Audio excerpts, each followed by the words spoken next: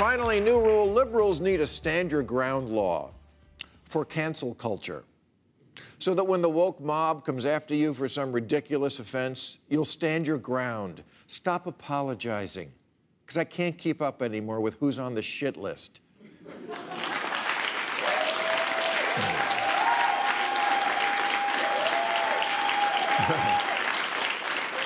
Now, lately, Republicans have been trying to appropriate the term cancel culture to describe what happens to them when they get a just comeuppance for actual crimes.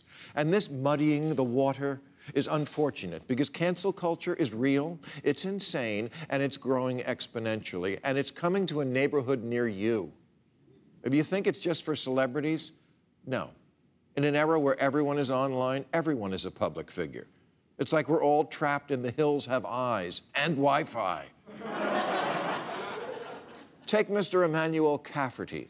He was a San Diego gas and electric worker, but he got fired because someone reported him making a white supremacist hand gesture outside the window of his truck.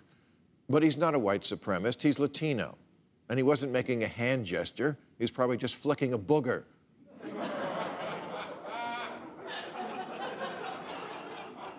Is this really who we want to become? A society of phony, clenched asshole avatars, walking on eggshells, always looking over your shoulder about getting ratted out for something that actually has nothing to do with your character or morals? Think about everything you've ever texted, emailed, searched for, tweeted, blogged, or said in passing, or now, even just witnessed. Someone had a Confederate flag in their dorm room in 1990 and you didn't do anything? You laughed at a Woody Allen movie? Andy Warhol was wrong. In the future, everyone will not experience 15 minutes of fame, but 15 minutes of shame. And 62% of Americans say they have opinions they're afraid to share.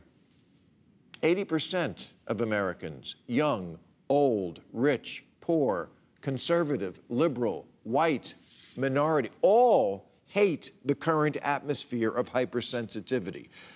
Yeah, everybody hates it, and no one stands up to it. Because it's always the safe thing to swallow what you really think and just join the mob.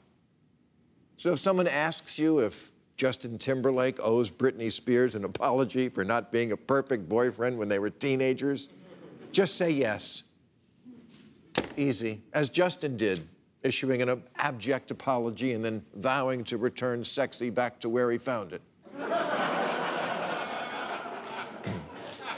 Now, you may be asking, why are we even talking about this now? Well, the New York Times did a documentary about Britney Spears. Really, the New York Times.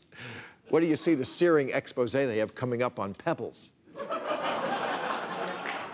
Anyway, in it, we find out that teenage Justin hadn't become a perfect person yet, and when asked if he had sex with the girl whose big hit was called I'm a Slave for You, said yes. What a cad. Although I truly believe any guy willing to wear matching outfits can't be all bad.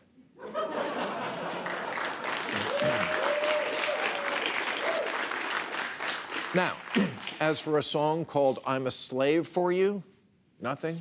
Is this some? No.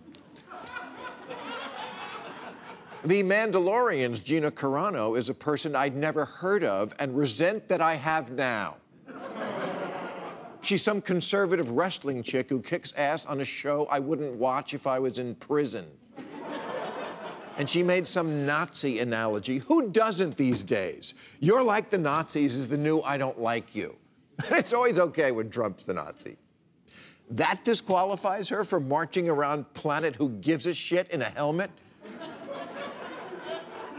By the way, you can't work in Hollywood if you don't believe what we believe.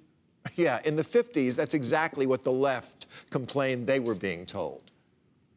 Now, the week before, it was Chris Harrison's turn in the barrel. He's the host of The Bachelor and is stepping away.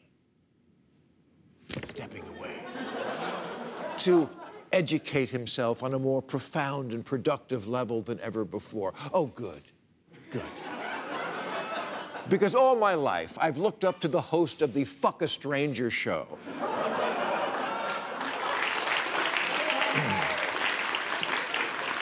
And if I thought I couldn't count on The Bachelor for moral guidance, I don't know if I could go on. And of course, he's not stepping away because he's the host of a televised snake pit where 32 female contestants are trapped in the sorority house from hell.